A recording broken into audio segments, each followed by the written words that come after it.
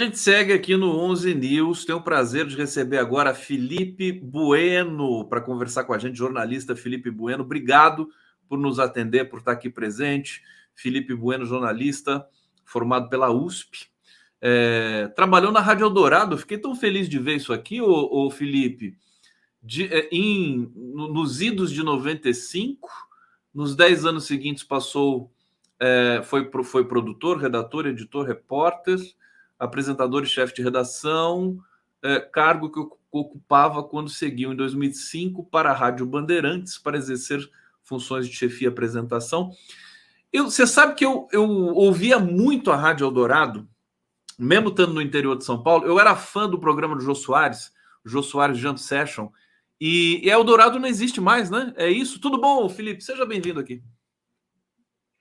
Conde, prazer, honra participar do seu programa, honra ouvir a aula do professor Fornazieri. Não tenho nem roupa para tanto luxo, mas muito obrigado pela oportunidade. Sim, eu posso dizer que eu trabalhei na Eldorado, eu comecei no século passado, né? E você falava do Jô Soares, sabe que numa das primeiras semanas lá na Eldorado, que tinha a AM e FM, a AM era de notícias e a FM era de música, né? Música de alta qualidade. Numa das primeiras semanas lá, eu não só trombei com o Jô Soares, como trombei com o Ray Conniff também. Então, você imagina, né, para um moleque de 20 e poucos anos, encontrar esses dois ícones, né? Um da comunicação, da literatura e outro da música. Né? Mas, enfim, a Eldorado, como nós conhecemos, como você ouvia, como eu ouvia, não existe mais. Houve uma grande crise no começo da década de 20, né? Perdão, na década de 2000, né, uma crise financeira, política, administrativa, a família Mesquita. Ela pertencia ao Grupo Estadão, crise. Né? Exato, exatamente. E aí a Eldorado acabou se perdendo em negociações e tal. O nome existe ainda, né? O nome existe na web, ainda existe o vínculo com o Grupo Estado, da parte de notícia, né? E a parte musical, ela, há alguns anos, ela fez uma... acho que a gente pode usar a palavra joint venture, né? De uma maneira meio abrasileirada, com a Brasil 2000, né? Que era uma rádio conhecida pelo rock and roll, pela música jovem e tudo mais. Então, eles estão aí na briga ainda, como todos nós, né? Olha, eu fiquei aqui realmente saudoso, viu? Porque tinha uma linguagem, tinha um padrão de comunicação. Aliás, é uma coisa Era que maravilhoso. É difícil construir uma linguagem, né? Por exemplo, a Cultura FM também tem um padrão muito forte que se sustenta há muitas décadas, né, na sua programação. Décadas não sei, porque ela não é tão antiga assim, mas Eldorado tinha isso também. Enfim, depois eu vou fuçar lá para ver se continua assim. E você lá na Eldorado, o que você fazia? Você passou por várias funções, mas basicamente você chegou a apresentar programa, alguma coisa assim, não? Sim, eu cheguei lá como assistente de produção, aliás, auxiliar de produção, que era o cargo mais de iniciante mesmo. Eu tinha 2 anos de faculdade, aí fui subindo, você passa para auxiliar de produção, assistente de produção, editor. Editor, no caso de rádio, é uma coisa um pouco diferente do editor de vídeo, né?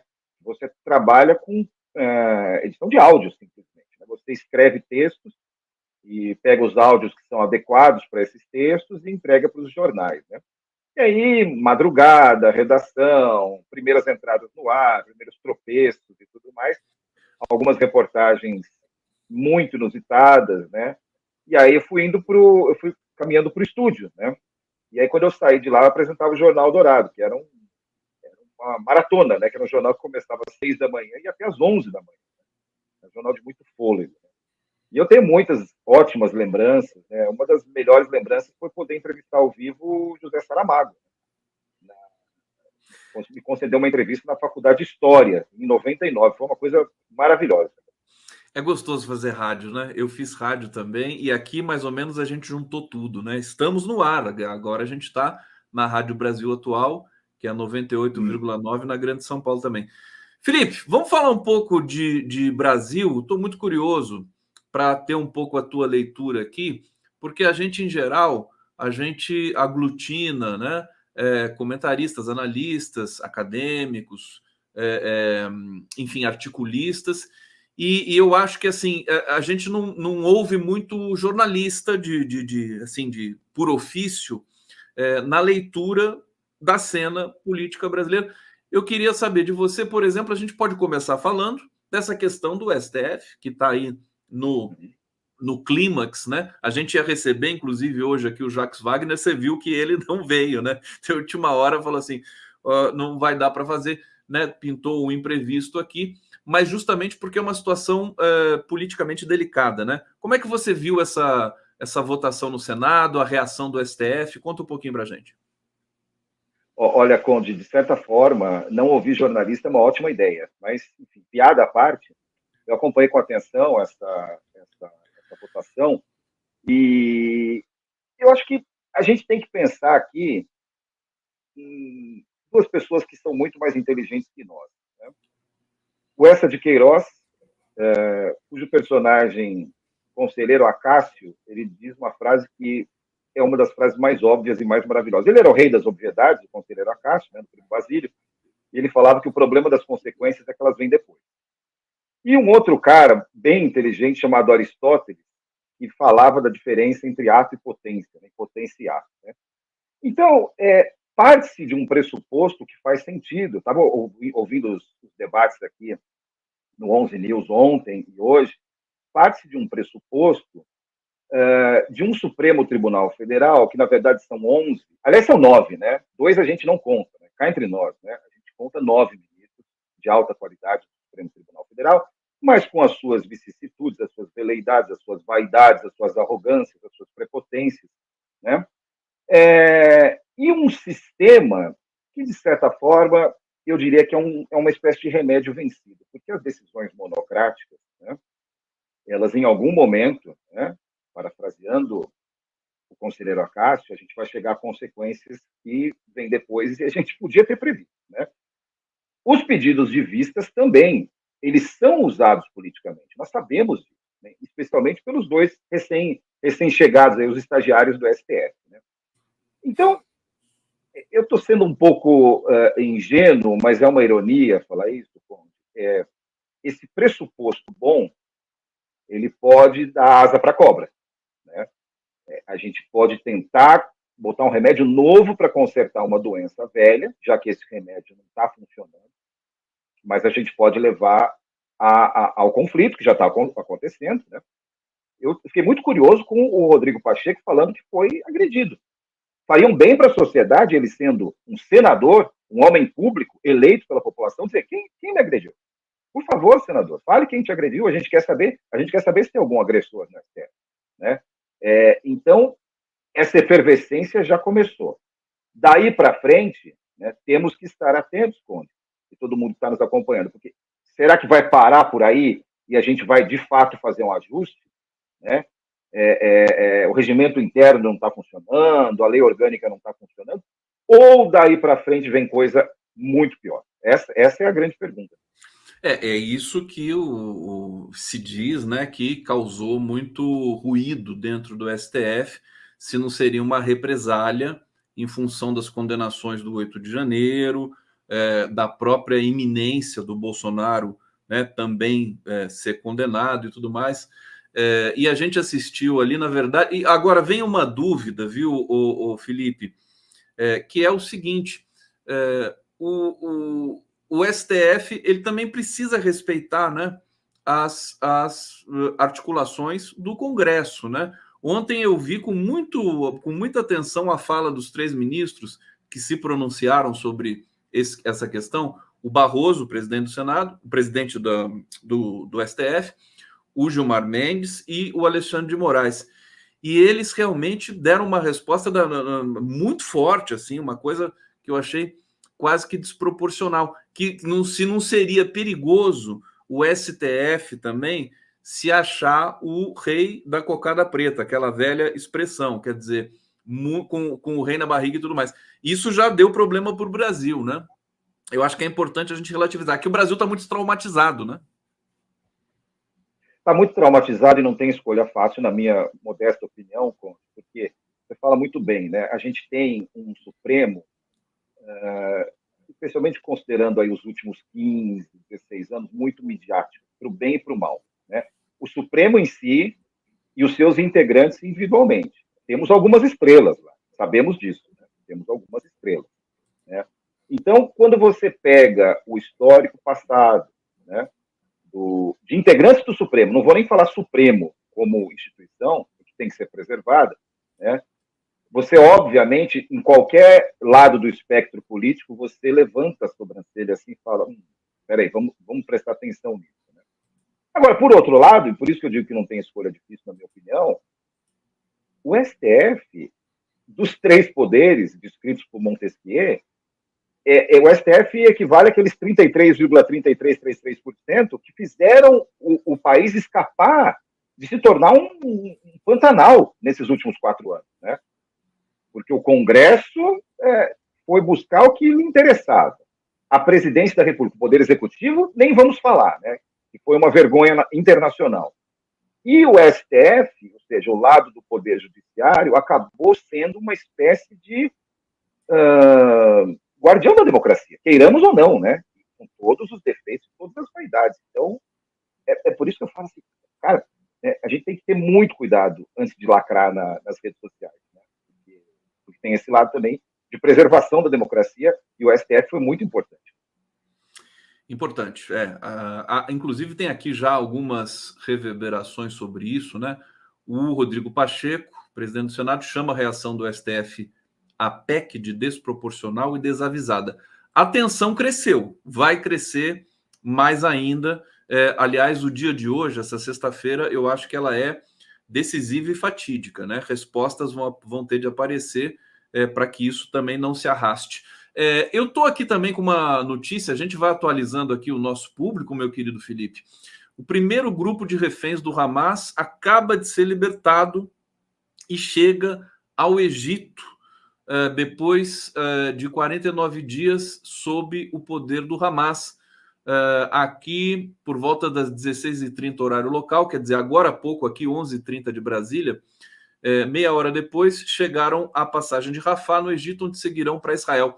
Como é que você está acompanhando esse momento do conflito? Eu já nem sei como chamar aquilo, aliás, nunca soube, né? Porque acho que é indevido chamar de guerra, porque não é uma contenda entre dois países soberanos, porque a Palestina não tem direito, né, a ser um país soberano, até agora não foi reconhecida como tal. Conflito também acho que não está adequado. Talvez massacre, genocídio. Eu queria te ouvir um pouco sobre esse novo momento. Você tem expectativa de que Israel, depois desses acordos, comece a recuar, digamos assim, de tanta violência, de tanta morticínio que foi feito ali em Gaza? O terrorismo de Estado de Israel é reconhecido pela ONU, né? E aí talvez a gente possa discutir qual o papel da ONU hoje em dia no século XXI, que não é ouvida por ninguém. Né? Mas isso é outra discussão. Eu concordo com o termo genocídio. É conhecido por quem para e pensa no assunto que Israel tem feito um papel desagregador, inclusive dentro da própria comunidade judaica, né? Desde 1948, mas dizendo desde 1967.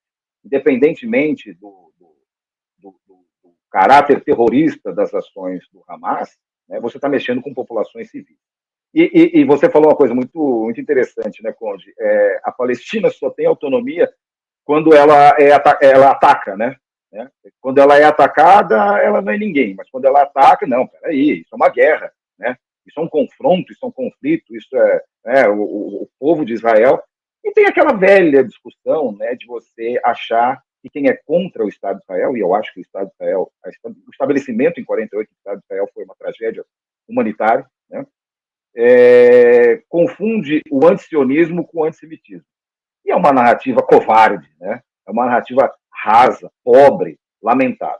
Mas respondendo a sua pergunta objetivamente, mais uma vez, recorrendo ao conselheiro Acácio, o problema não são os 4 dias, o problema é o quinto. Né? No quinto dia, Israel já falou que vai continuar a sua guerra, né? A sua ofensiva, vamos dizer assim, para exterminar o Hamas.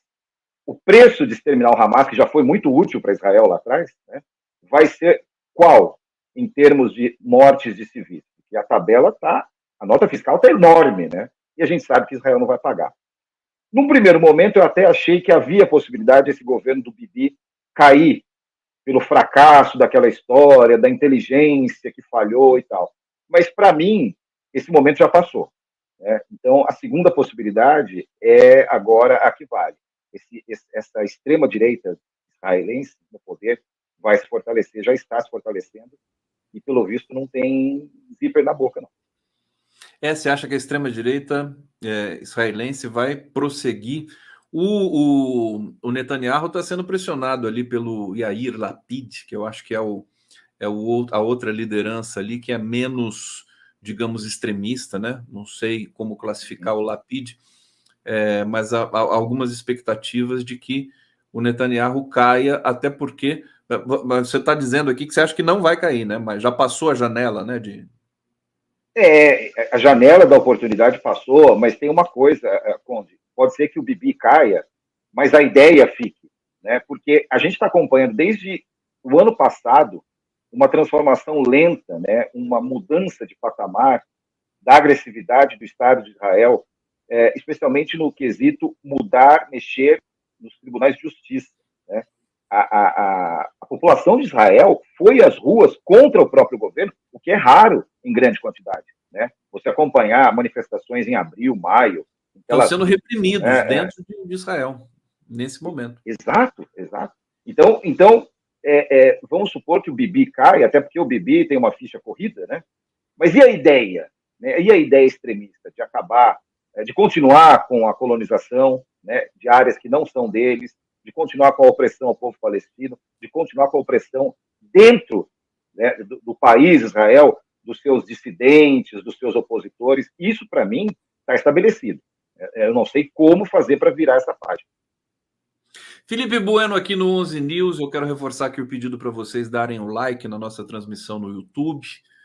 E você que está nos vendo em TV aberta também, se você puder, fazer essa interação virtuosa aqui, que sempre acontece com o nosso público super qualificado.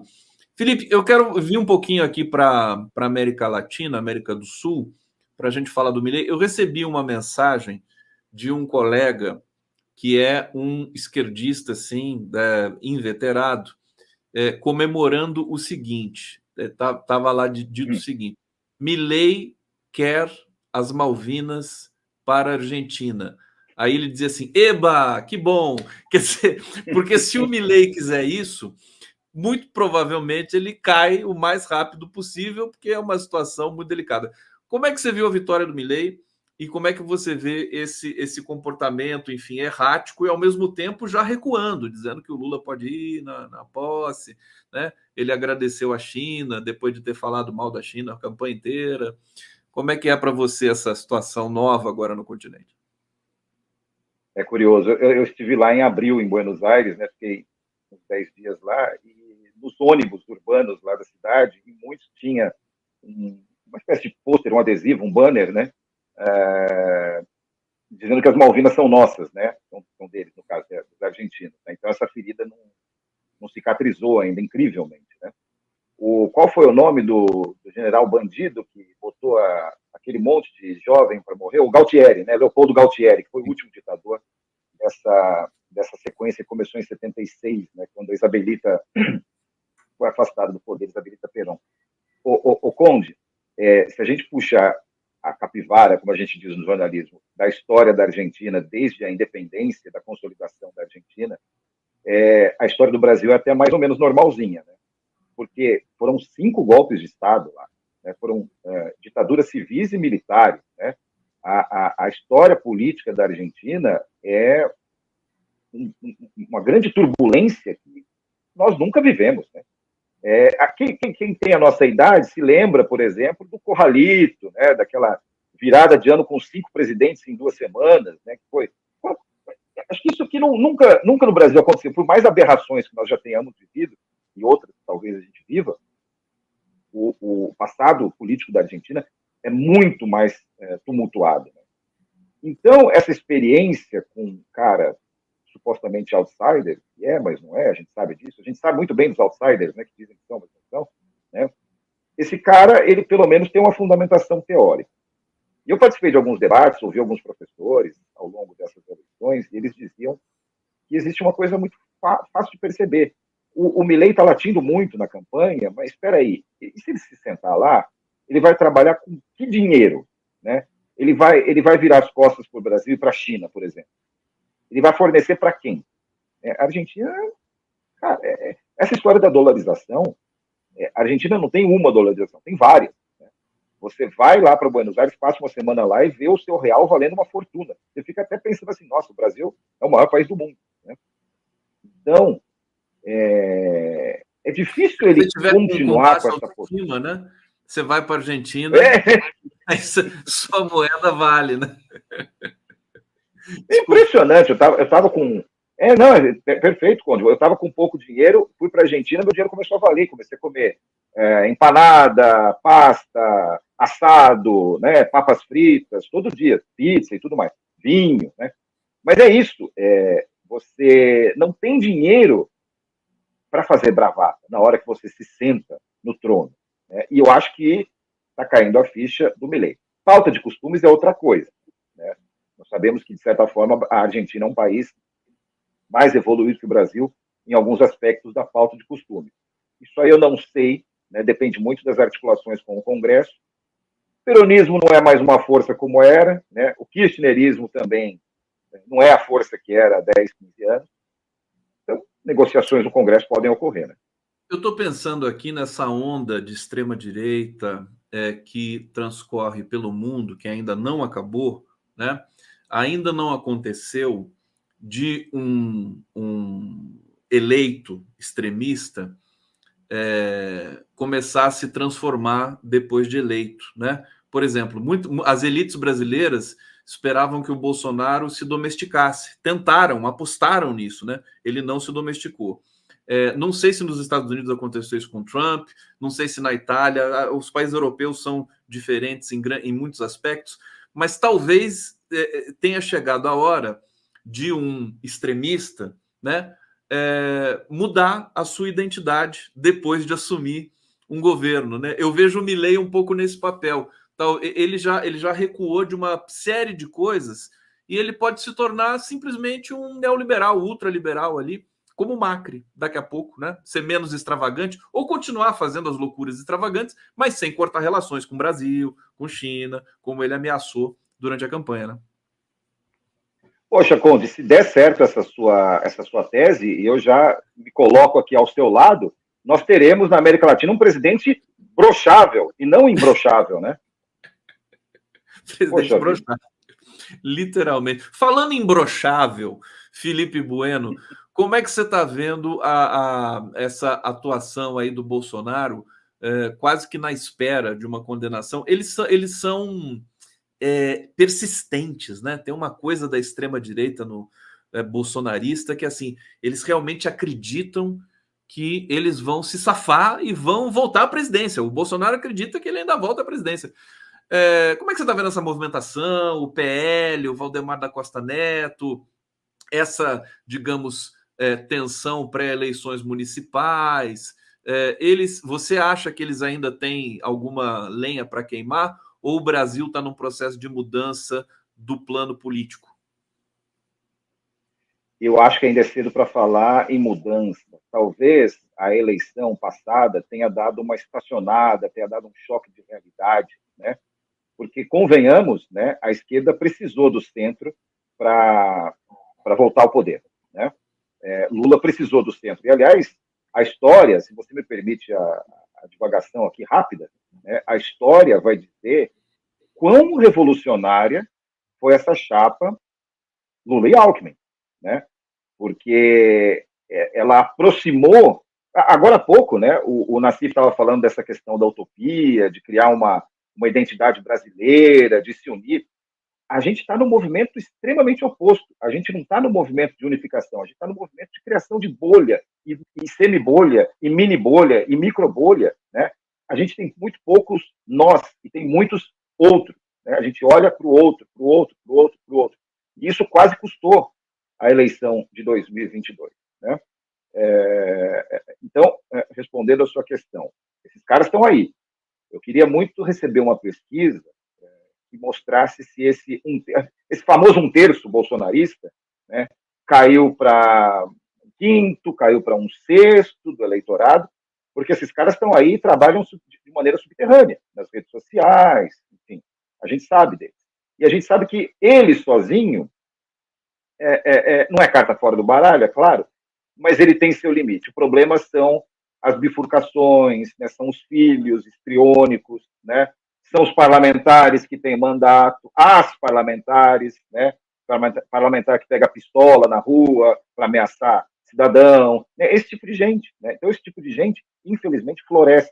O Brasil, né, agora há pouco você estava falando de natureza, o Brasil, infelizmente, tem muito pântano, e o pântano dá esse tipo de substância orgânica. Né? Então, é óbvio que a gente tem que ficar atento. Mas eu diria que hoje esse 1/3 está menor, mas existe ainda e causa medo. Felipe Bueno aqui no 11 News. Eu estou vendo aqui que você publicou um livro recentemente, quase 50, seleção de textos inéditos ou publicados, reflexões sobre política, história, cidadania, urbanismo, arte e futebol. Você é bem eclético, uma capa linda aqui. Deixa eu ver se eu consigo. Vou mostrar aqui, porque foi feita uma resenha aqui no GGN. Deixa eu compartilhar a tela e você fala um pouco desse livro. Aqui, ó, quase 50. Como é que é a história desse livro aqui, meu querido Felipe Bueno? Cara, eu agradeço pela citação e também tenho muito a agradecer ao GGN, professor Pedro Costa Júnior, porque nesse ano eu comecei a escrever no Observatório de Geopolítica, né, alguns ensaios, comecei a cometer alguns textos, né, no Medium também, e aí, em determinado momento, eu falei assim, poxa, tem alguns textos que eu escrevi em outras oportunidades também, que estavam guardados, engavetados, e por que não, né, fazer uma coletânea de quase 50 textos, não tem nada a ver com quase 50 anos, tá?